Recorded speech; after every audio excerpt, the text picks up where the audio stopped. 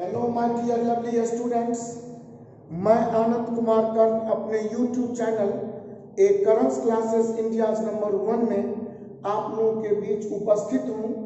आज बहुत ही सुंदर सा सत्र लेकर और आपको पहले सूचना दे दूं कि अब कोरोना काल के भीषण दौर से गुजरते हुए हम लोग हालांकि अभी तक तो पूर्ण विजय कोरोना के इस भीषण संग्राम पर नहीं पा सका हूँ, लेकिन फिर भी जो गवर्नमेंट सेक्टर और हम प्राइवेट सेक्टर के लोगों ने मिलकर अब ये प्राइवेट निजी शिक्षण संस्थान आरंभ हो चुकी है और इस ऑफलाइन क्लास के माध्यम से अब जो पढ़ाई चालू हो गई है, आरंभ हो गई है, उसमें हम प्रत्येक शनिवार को आपके बीच ले रहा हूँ ऑफलाइन टेस्ट।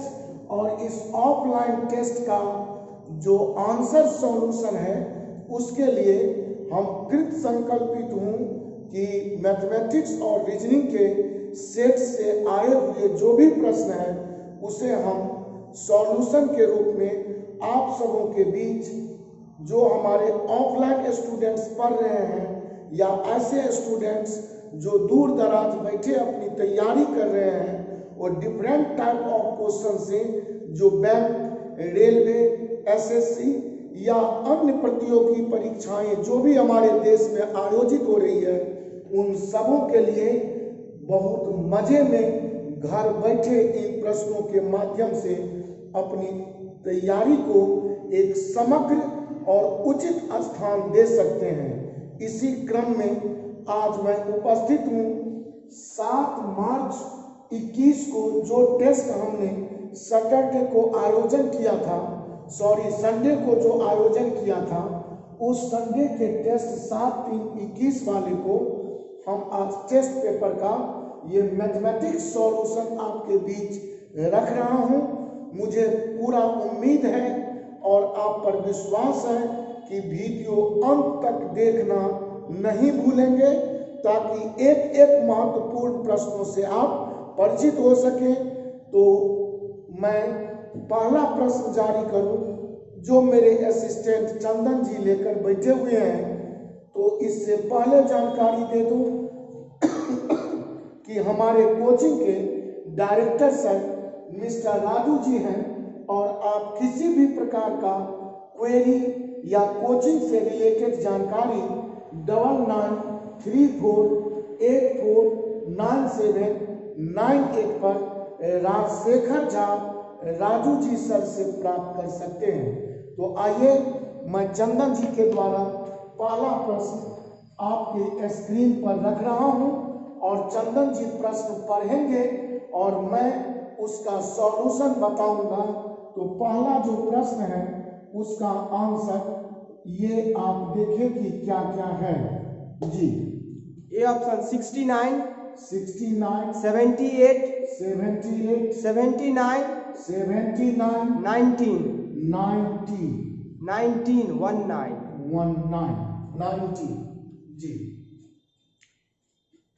क्वेश्चन है, किसी संख्या को जब लगातार 9 तथा 13 से भाग दिया जाए तो 7 तथा 8 शेष बचता है, तो उसी संख्या को 117 से भाग देने पर क्या शेष बचेगा?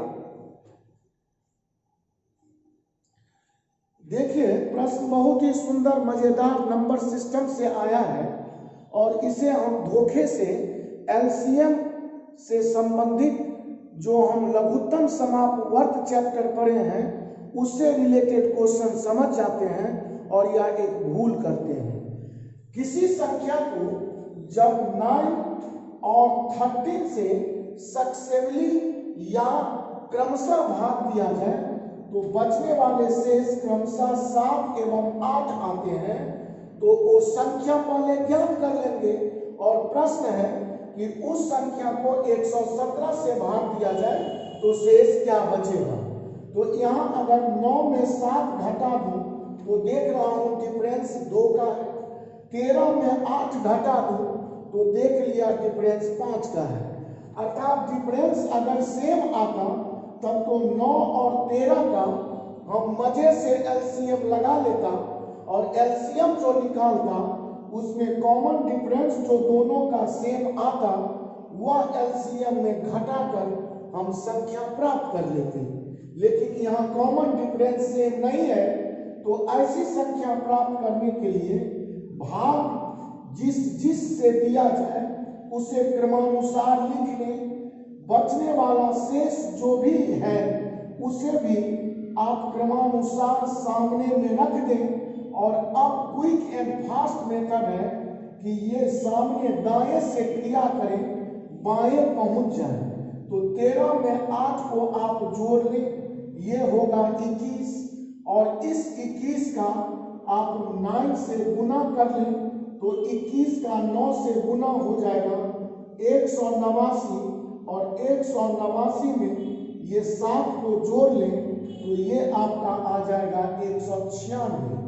13 में 8 जोड़ा 21, 21 का क्रॉस गुना 9 से किया 189, 189 में हम ये नीचे वाला 7 गुना ऐड कर देंगे और इस तरह संख्या मेरा 189 प्लस 7 196 प्राप्त हो जाएगा। और अब अगर इसे 117 से भाग लगाऊं तो यह एक बार में लगेगा और 8 में 1 गया 7 और बचने वाला शेष मेरा 79 ऑप्शन सी बिल्कुल ही करेक्ट हो जाएगा। और इस तरह पहला प्रश्न आपके लिए समाप्त हुआ। मुझे पूरी उम्मीद है कि इस टाइप के प्रश्न को आप परीक्षा में पलक झपकते ही बना देंगे। तो आइए दोस्तों, बिना देर किए हुए हम दूसरा प्रश्न आपके लिए पढ़ रहे हैं चंदन जी और उसका सॉल्यूशन मैं आपके साथ कर रहा हूं। सेकेंड क्वेश्चन का option A option ji 960 960 second 1500 1500 next 1800 1800 next 2100 और 2100। जी सुना जाए। 20 पाउंड का मूल्य $50 के बराबर है। 20 पाउंड का मूल्य $50 के बराबर है। $10 का मूल्य 60 फ्रैंक के बराबर है। $10 का मूल्य 60 फ्रैंक के बराबर है। 40 फ्रैंक का मूल्य 25 लीरा के बराबर है। 40 फ्रैंक का मूल्य 25 लीरा के बराबर है। 30 लीरा का मूल्य 200 दिनार के बराबर है। 30 लीरा का मूल्य 200 दिनार के बराबर है। यदि 400 दिनार का मूल्य 960 रुपया के बराबर हो, अब देखिए 400 दिनार का मूल्य 960 रुपया के बराबर हो तो 10 पाउंड का मूल्य होगा। तो हमसे पूछा गया है कि 10 पाउंड का मूल्य क्या होगा। गौर से समझेंगे। अब यहाँ पर ध्यान दें, this very question is related to our chain rule questions. अब चेन रूल क्वेश्चन क्या है, जिसे हम श्रृंखला नियम पर आधारित प्रश्न बोलते हैं। इसमें है कि 20 पाउंड का मूल्य $50 के बराबर है, तो पाउंड का रिलेशन डॉलर पर समाप्त हुआ तो डॉलर का रिलेशन शुरू हुआ जो फ्रैंक पर समाप्त हुआ, फिर फ्रैंक से ही शुरू हुआ तो लीरा पर समाप्त हुआ और फिर लीरा से शुरू हुआ तो दिनार पर जाकर ये दिनार है दोस्त और ये आपका डॉलर है। तो अब आइए कि यहाँ पर आप देख रहे हैं कि 400 दिनार का मूल्य 960 रुपया है, तो हम 200 दिनार का मूल्य अगर आपसे पूछूं तो सीधा बोलेंगे कि यह 480 रुपया होगा, क्योंकि 400 दिनार का मूल्य 960 है तो 200 दिनार यह वैल्यू में है तो इसका हम 480 निकाला। और अब इससे अगर 1 पाउंड का मूल्य निकालना चाहूं तो हम 200 दिनार का वैल्यू 480 रुपया रख देंगे और यहाँ से सीधा ऊपर आएंगे 25 लीरा के पास, इससे ऊपर जाएंगे 60 फ्रैंक के पास, इससे ऊपर जाएंगे $50 के पास। यहाँ समाप्त हुआ तो इधर से रिटर्न हो जाएंगे और यहाँ एक बट्टा लगा देंगे। और नीचे लिखेंगे 20, यहाँ लिखेंगे 10, यहाँ लिखेंगे 40 और यहाँ लिखेंगे 30। और इस तरह काटने से अगर 200 दिनार का वैल्यू बैठाया तो मेरा इसके क्रॉस में देख सकते हैं पाउंड का मूल्य निकल आएगा 1 पाउंड का, और एक अगर 20 पाउंड का मूल्य बैठा दूं तो हमें 200 दिनार के मूल्य आ जाए, दिनार 1 का वैल्यू आ जाए। इसी तरह लीरा का 30 लीरा का वैल्यू बैठा देता तो मेरा डॉलर 1 का मूल्य आ जाता, अथवा 50 डॉलर का मूल्य बैठा देता तो 1 लीरा का वैल्यू आ जाता। तो हमें चूंकि 10 पाउंड का मूल्य बताना है तो 200 दिनार का मूल्य यहाँ रखा और सीधे ऊपर बढ़ते चला गया और इधर से सीधे नीचे बढ़ा जो घंटा लगा दिया। अब काट लेंगे तो देखेंगे 1 2 3 0, 1 2 3 0 हटा लेंगे। अब देखा जाए तो 4 का 3 से गुना 12 होगा और 12 का 4 से गुना 48 होगा। 4 से 20 को काटूं तो 5 बार में, 5 से 5 को काट लूं तो ये 25 छक्के मेरा हो जाएगा 150 रुपया। कितने पाउंड का? 1 पाउंड का। और 1 पाउंड का मूल्य अगर मेरा 150 रुपया है और हमसे 10 पाउंड का मूल्य पूछा गया तो 10 को अगर हम 1 पाउंड के मूल्य 150 रुपया से गुना कर देंगे तो मेरा 1500 रुपया quick and fast option B मिल जाएगा। और मुझे विश्वास है कि इस प्रश्न को बहुत मजे में आप समझ लिए होंगे और इस तरह यह चेन रूल बेस्ड क्वेश्चन बना जिसे हल आपने देखा, जिसका हल। तो आइए दोस्तों, बिना देर किए हुए मैं आपके साथ प्रश्न संख्या 3 पर विचार कर रहा हूं और क्वेश्चन नंबर 3 आप देखें। हमारे असिस्टेंट चंदन जी प्रश्न 3 का ऑप्शन आपके समक्ष रख रहे हैं। तो आइए क्वेश्चन नंबर 3 का ऑप्शन ए ऑप्शन 35 35 40 40 42 42 46 46 जी। एक परीक्षा में ठीक उत्तर के 4 अंक मिलते हैं।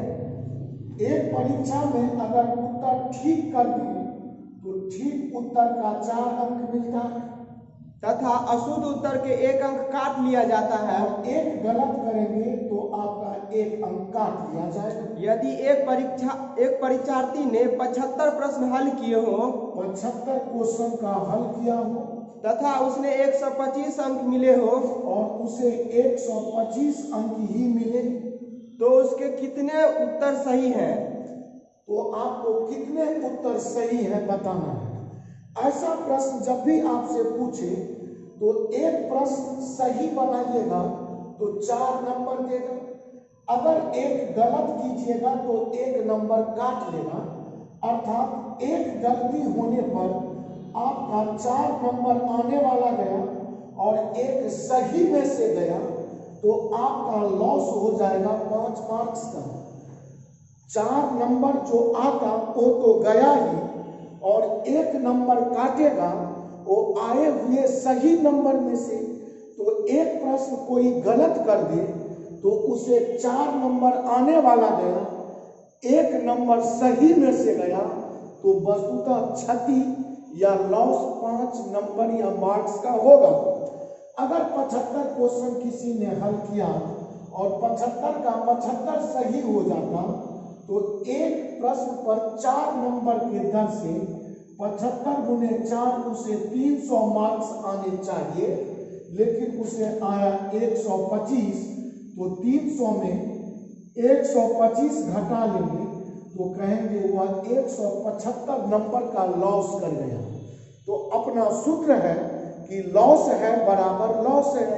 तो लॉस है 5 का लेकिन लॉस है 175 का। तो 5 अगर 175 के बराबर है तो 5 से इसे काटेंगे तो 1 हमारा 35 का बराबरी करेगा। अर्थात 35 प्रश्न उसने गलत बना दिया, जबकि सही प्रश्नों का मान बताना है कितने हल किया तो 75 में से अगर 35 को घटा लूं तो 40 प्रश्न उसने रियली सत्य बनाए थे। और ध्यान दे दें कि यहाँ पर 35 भी ऑप्शन में रखा हुआ है, तो यहाँ एक का जो वैल्यू आएगा वह रॉन्ग आंसर्स के लिए वो गलत आंसर्स को दिखाएगा। 35 75 प्रश्न हल किया, 75 में 35 घटा दीजिए, उसे 40 नंबर रियली ऑब्टेन हुआ।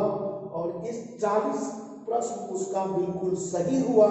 और इस तरह आपका तीसरा प्रश्न भी दोस्तों समाप्त हुआ। जी आइए प्रश्न संख्या 4 पर। जी प्रश्न संख्या 4 का ऑप्शन हमारे चंदन जी दे रहे हैं और उसे आप बारीकी से देखें। 4 का ऑप्शन ए 50%, 50%, नेक्स्ट 36%, 36%, 56%, 56%, 40%। 40%। जी एक दुकानदार सामान खरीदते समय 20% और बेचते समय 30% का लाभ कमाता है, तो उसका कुल लाभ प्रतिशत है। देखिए, अगर खरीदते समय 20% लाभ लिया और बेचते समय भी 20% लाभ लिया, तो ऐसा केस परसेंटेज का यूनिक क्वेश्चन में हम पढ़ाते हैं आपको कि 2 बार किसी वस्तु पर लाभ या हानि अथवा वृद्धि या कमी दर्शाए परसेंट वैल्यू में, तो आप इसे plus minus A plus minus B plus minus A B by 100 का या बहुत ही सटीक फॉर्मूला यूज करके क्वेश्चन का आंसर क्विक एंड फास्ट बता सकते हैं। तो 20% लाभ खरीदते समय तो यह इंडिकेशन प्लस का होगा, बेचते समय 20% लाभ तो फिर प्लस का, और ये दोनों चिन्हों का गुना यहाँ लिख देंगे तो प्लस का प्लस से गुना प्लस होगा। और यहाँ ए बी का मतलब 20 गुने ही 20 बट्टे 100, और इसका मतलब 20 से 5 बार में, 5 से 4 बार में कट गया, 20 20 40 और 4 सीधा बोलेंगे अंततः वह 44% का प्रॉफिट कमाता है। 20% का लाभ यहाँ 30% है सेकेंड बार, तो सेकेंड बार 30% है, सॉरी, तो 20 और 30 तो यहाँ 30 से गुना होगा, तो यहाँ 5 से 6 बार में कटेगा, तो 20 और 30 50 और 6 हम बोलेंगे तब 56% का वह प्रॉफिट कमा रहा है। और इस तरह मेरा ऑप्शन सी बिल्कुल ही सही हो जाएगा। यहाँ थोड़ा सा धोखा हुआ था सुनने में मुझे कि खरीदते समय 20% 20% प्रॉफिट और बेचते समय 30% प्रॉफिट, तो दोनों प्लस 20 और प्लस 30 का केस था। इन दोनों चिन्हों का गुना यहाँ रख देंगे या दोनों का गुना करके 100 से भागा रखेंगे, अंत क्रिया 20 प्लस 30 50 और यहाँ काट कर 6 आया, 50 और 6 56% का प्रॉफिट फाइनली वह कमाएगा। प्रश्न संख्या 5वां आपके साथ शेयर कर रहा हूं। जी प्रश्न संख्या 5। जी ए ऑप्शन न लाभ न हानि। 5वां प्रश्न का ऑप्शन ए न लाभ न हानि। सेकेंड 2.5% लाभ। 2.5% लाभ। सी 2.5% हानि। 2.5% हानि। नेक्स्ट 0.25% हानि। 0.25% हानि। हाँ क्वेश्चन है, 2 साइकिलों में से प्रत्येक 3990 रुपया में बेची गई। 2 साइकिल में से प्रत्येक ईच साइकिल का जो सेलिंग प्राइस है वो कितना 3990 बेची गई, या ईच का विक्रय मूल्य है, प्रत्येक साइकिल का सेलिंग प्राइस है जिसे हम सीपी बोलते हैं। जी जिससे एक पर 5% का लाभ और दूसरी पर 5% की हानि हुई। हाँ, तो पूरे सौदे में लाभ या हानि का प्रतिशत है। अब कहिए एक पर उसे 5% का लाभ आया तब बेचा 3990 में, और एक पर 5% हानि आया, फिर भी बेचा 3990 में, तो जब यह केस विक्रय मूल्य का हो और दोनों परिस्थितियों में विक्रय मूल्य समान हो, तो आपको कुछ भी ना करना है। अभी अभी का जो टेक्निक बताया था उसी के तहत एक पर 5% का प्रॉफिट, दूसरे पर 5% का लॉस, प्लस माइनस का इंडिकेशन गुना माइनस का देगा, और यहाँ 5 गुने 5 बट्टे 100, ये प्लस 5 माइनस 5 तो कैंसिल होगा, और यह माइनस 25 बट्टे 100 का मतलब 0.25, और माइनस इंडिकेट्स करता है लॉस का, तो कहेंगे 0.25% का लॉस या हानि उसे आया। और इस तरह आपका ऑप्शन डी बिल्कुल ही करेक्ट आ जाएगा। ऐसे प्रश्नों को पलक झपकते ही बना दें और बड़ा मजे में आंसर ले लें। जी, क्वेश्चन नंबर 6 आपके साथ शेयर कर रहा हूं। क्वेश्चन नंबर 6 देखा जाए। जी, ए ऑप्शन जी 16.7 kilometre, 16.7 kilometre, next 18.6 kilometre, 18.6 kilometre, C 21.5 kilometre, जी लास्ट 26.7 किलोमीटर।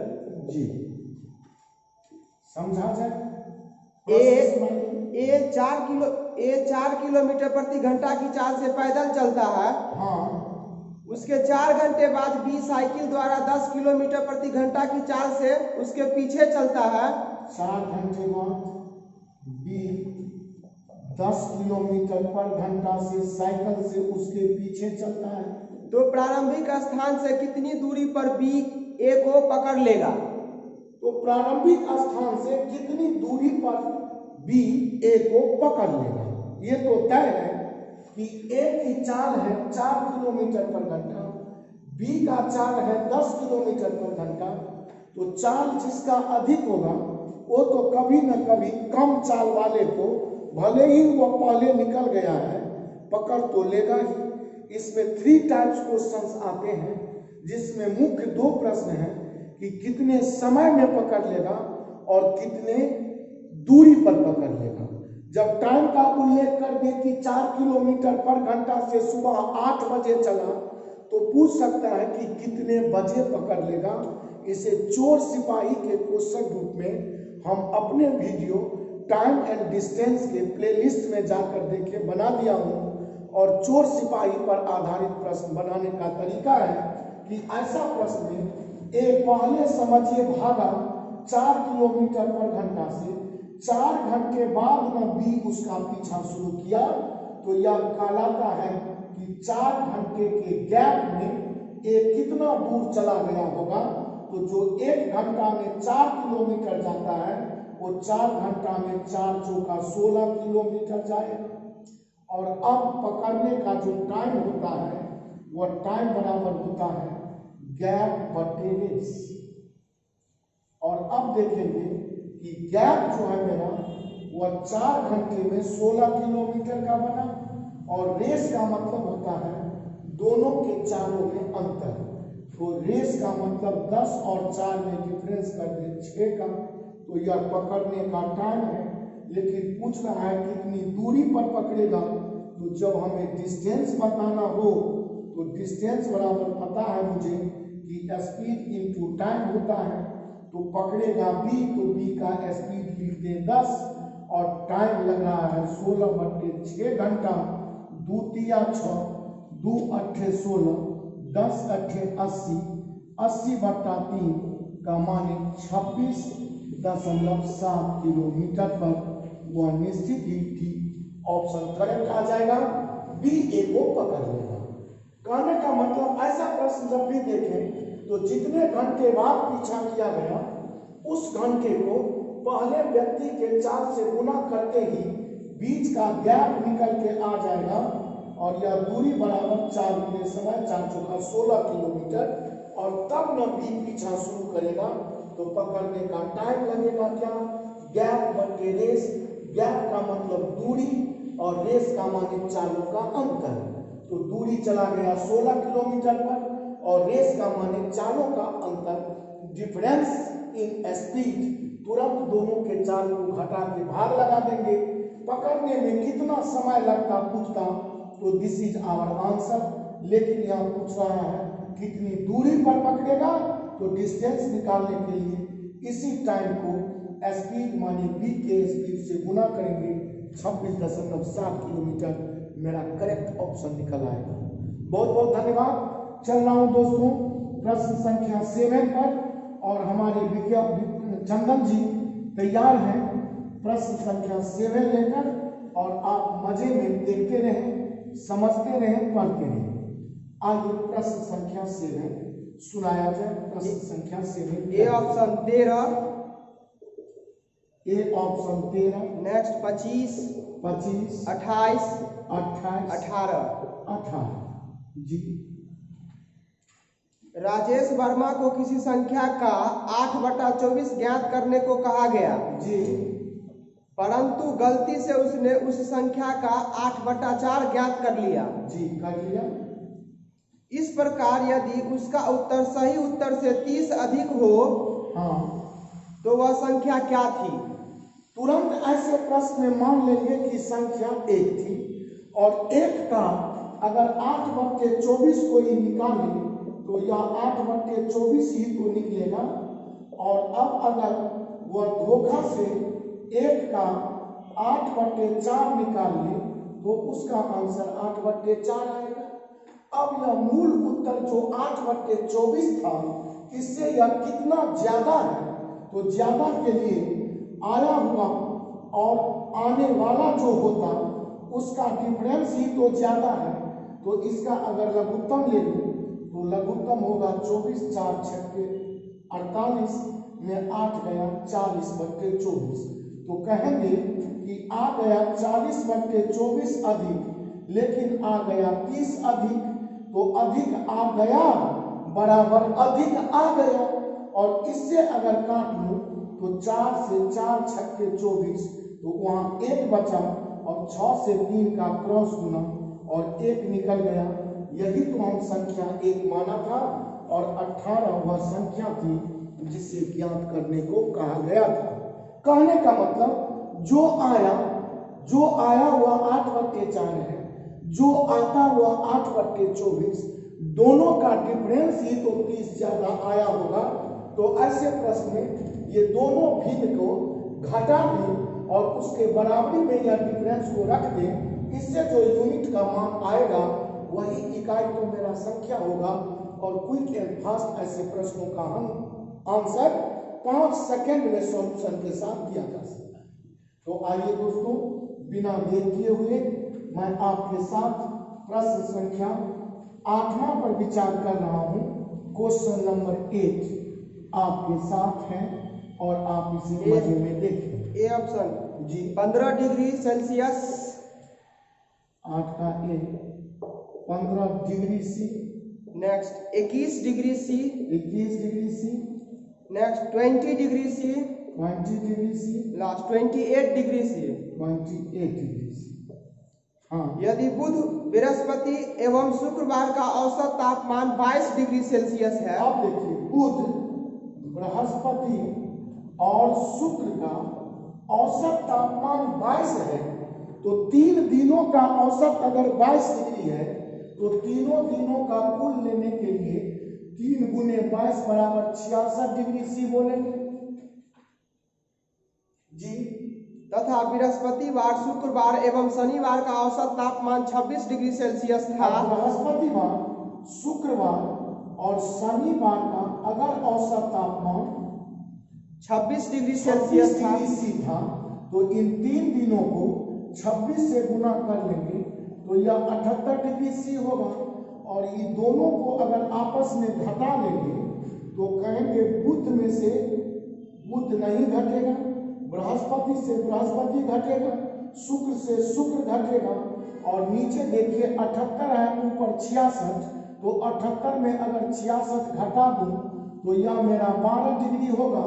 तो नीचे से ऊपर घटाया तो हम कहेंगे कि शनि और माइनस बुध बच गया, क्योंकि हमारा ये बृहस्पति से बृहस्पति घटेगा, शुक्र से शुक्र घटेगा, तो शनि में बुध घट के बराबर 78 में 66 घट के 12 दे देगा।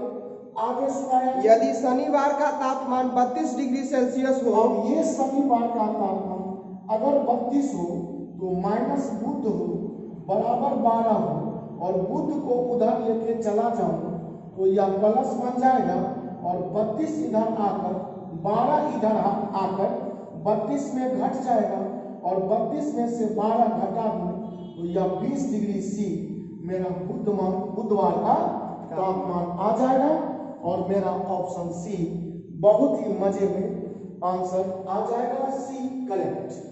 और मुझे विश्वास है कि आप भली भांति सभी प्रश्नों का हल समझ रहे होंगे।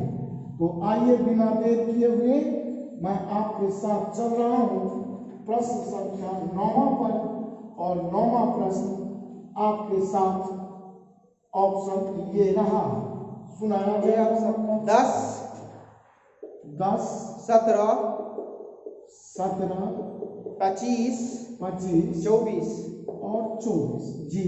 यदि किसी संख्या से 17 घटाया जाता है हाँ, तो वह संख्या घटकर अपने 15% के बराबर हो जाती है। तो संख्या अगर मान लूं नंबर n और इसमें से 17 घटा दूं तो नंबर घटे 17 बचेगा और कहता यह घटकर अपने का माने n का 25% 15% के बराबर 15% का मतलब 15/100 रह जाता है।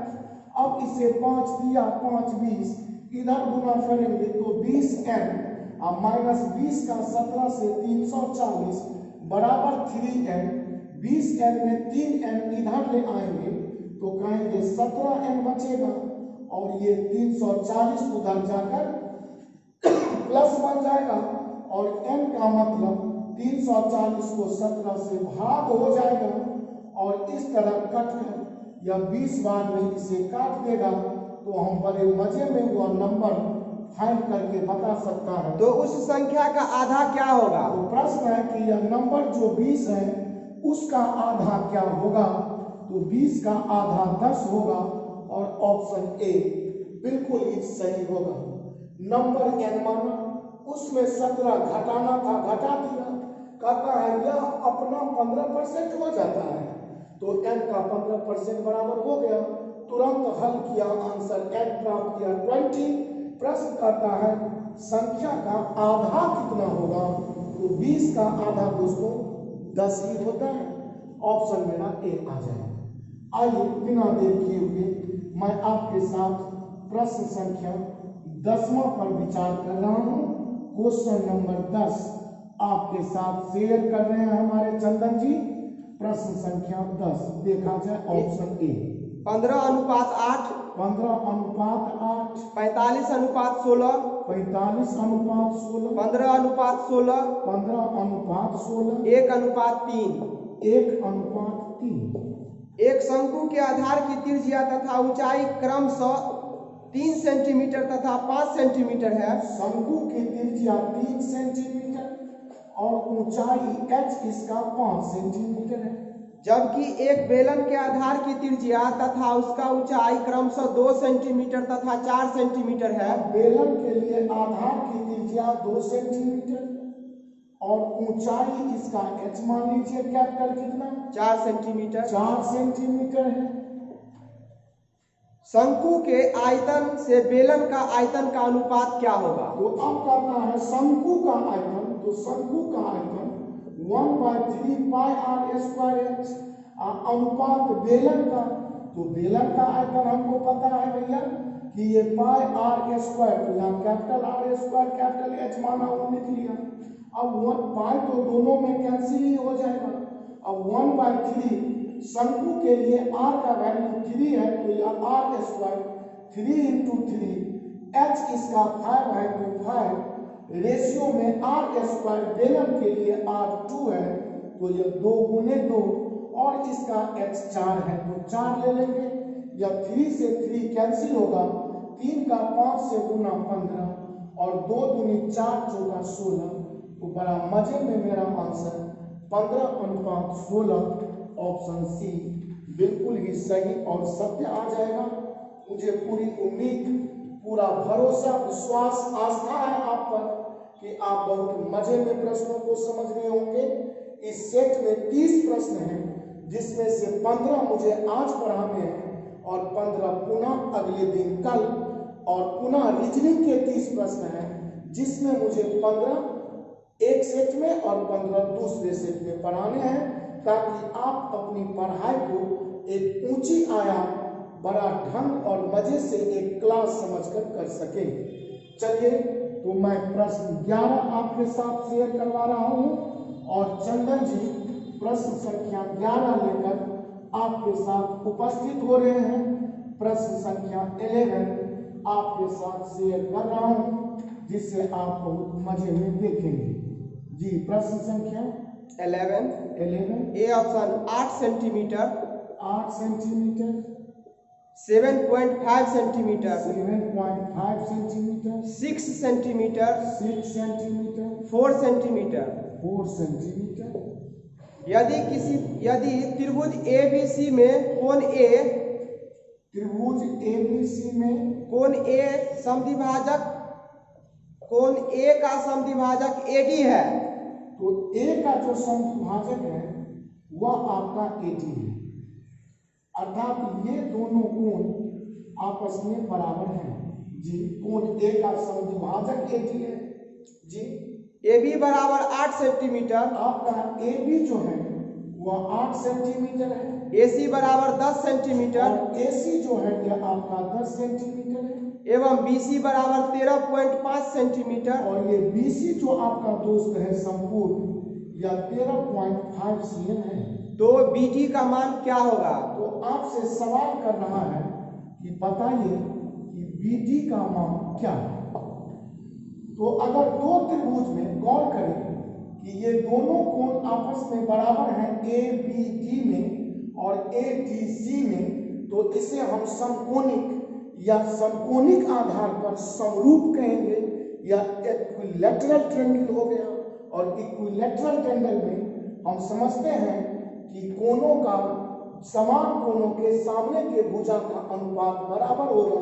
तो आप कह सकते हैं कोण A के सामने अगर BD है, तो हम बोल सकता हूं कि कोण A का ये समद्विभाजक के सामने DC है, और इस तरह यह AB 8 और बट्टे AC 10 के बराबरी कर जाएगा। और अब अगर मैं देखूं तो बड़ा मजे में कह सकता हूं कि यह 2 चौका 8, 2 पंचे 10, तो इससे हमारा BD अनुपात DC का जो वैल्यू देखा जाए वो 4:5 होंगे, और ये 4 और 5 का जोड़ अगर देख लूं तो BD में DC को कोई जोड़े तो यही तो मेरा B से C तक 13.5 है, तो कहेंगे टोटल है 9 यूनिट रेशियो में, लेकिन टोटल है मेरा 13.5, तो मेरा 1 यूनिट 15 9 में 135 1.5 का होगा। और मेरा BD पूछा गया है, और BD तो मेरा 4 यूनिट है, तो 1.5 को 4 से गुना कर लें तो यह 6 cm, बहुत मजे में आंसर C आ जाएगा। और समरूपता के सिद्धांत से हम बता दिए कि BD बाय DC का जो वैल्यू होगा वह AB बट्टे AC के बराबर होगा, और BD बट्टे DC में AB का वैल्यू 8 है, AC का वैल्यू 10 है। इससे हम BD अनुपात DC निकाल लिया 4:5, और BD में अगर DC कोई जोड़े, यही तो 13.5 मेरा BC रखा हुआ है, तो हम दोनों का जोड़ देख रहा हूँ रेशियो में 9 यूनिट है, लेकिन इसका जोड़ 13.5 cm है, इससे 1 यूनिट मेरा 1.5 cm निकला, और 1 यूनिट जब निकल गया तो BD निकालने के लिए 4 यूनिट को मैं 1.5 से गुना कर दिया, और इस तरह मेरा ये भी प्रश्न समाप्त हुआ।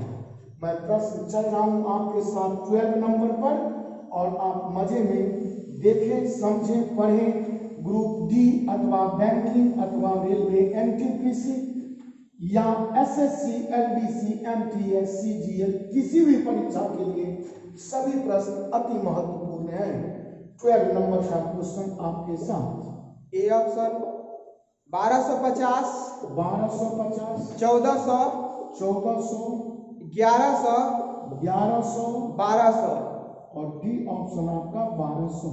जी, एक परीक्षा में पास होने के लिए 36% अंक मिलने चाहिए। 36% मार्क्स अगर ले आऊं तो मैं परीक्षा पास कर जाऊंगा, ये पास मार्क्स है। एक उम्मीदवार को 400 अंक मिले और वह 32 अंक से फेल हो गया। अब कहिए 400 मार्क्स मिले और 32 अंक से फेल हो गया, तो 400 में 32 जोड़कर हम बोलेंगे कि 432 नंबर आता तो वह पास हो जाता। और सूत्र कहता है पास है बराबर पास है, तो पास है 36% पर, लेकिन पास है आपका 432 पर। काट लीजिए, तो काटेंगे 9 चौका 36 और 9 से काटू तो 9 चौका 36 और 36 7 9 8 72, 4 से इसे काटू तो 12 बार में 12 का 100 से अगर गुना करूं तो संपूर्ण 1 यूनिट मेरा 12 गुने 100 का मतलब 1200 आएगा। और इस तरह परीक्षा 1200 नंबर की 1200 मार्क्स का हुआ होगा। वेरी गुड, मुझे विश्वास है कि बड़ा मजे में समझ रहे होंगे। पास होगा 36% पर, लेकिन पास होगा 432 में, क्योंकि 400 मार्क्स आने के बाद भी वह लड़का 32 मार्क्स से फेल कर रहा है, अर्थात 400 + 32 432 5 अंक है। तो संपूर्ण अंक एक यूनिट का होल मार्क्स अगर मान लूं 1, तो 1 यूनिट का 36% ही तो 432 है, तो 100% बोलिए या 1 यूनिट निकल गया, जो संपूर्ण परीक्षा का मार्क्स या पूर्णांक था। जी, प्रश्न संख्या 13 नंबर आपके साथ में शेयर कर रहा हूं और चंदन जी सुना रहे हैं 13 नंबर प्रश्न का ऑप्शन, और 13 नंबर प्रश्न का ऑप्शन बोर्ड पर देखेंगे। जी, ए 30 घंटे, 30 घंटे, 36 घंटे, 36 घंटे, 40 घंटे, 40 घंटे, 44 घंटे। और डी में है 44 घंटे। जी, एक पाइप किसी हौज को 12 घंटे में भर सकता है, एक पाइप किसी हौज को 12 घंटे में भर सकता है, तथा तो एक पहला पाइप को भरने में 12 घंटा भर सकता है, तो कहेंगे 12 घंटा प्लस फिलिंग टैप का टाइम प्लस से इंडिकेट कीजिए, और जो एग्जॉस्ट टैंक है, जो निकासी नल है, उसे आप निश्चित ही माइनस से इंडिकेट कीजिए। जी, तथा एक अन्य पाइप पूरे भरे हौज को 18 घंटे में खाली कर सकता है, और दूसरा 18 घंटे में खाली माइनस कर सकता है। यदि दोनों पाइपों को एक साथ खोल दिया जाए तो हौज पूरा भरने में कितना समय लगेगा? तो हमको पता है, आप इसके लिए मेरा टाइम एंड वर्क और पाइप एंड सिस्टम समय और काम से शुरू करें देखना, और नल एवं टंकी तक का वीडियो मैं बनाए हुआ हूँ, आप प्लेलिस्ट में जाकर समझ लें कि जब टाइम निकालना हो तो हम सीधा बोलते हैं कि LCM बाय प्लस माइनस। अगर मुझे वर्क या काम निकालना हो तो यही फॉर्मूला उलट देते हैं, प्लस माइनस बाय LCM। अब मुझे यहाँ टाइम फाइंड करना है, तो 12 और 18 का LCM कोई ले तो 36 होगा, और 12 घंटे से भाग लगाऊंगा, लेकिन प्लस से लगा रहा हूँ, तो जो भागफल 12 से 36 के साथ आएगा वह प्लस में 12 तिया 36 3 आएगा।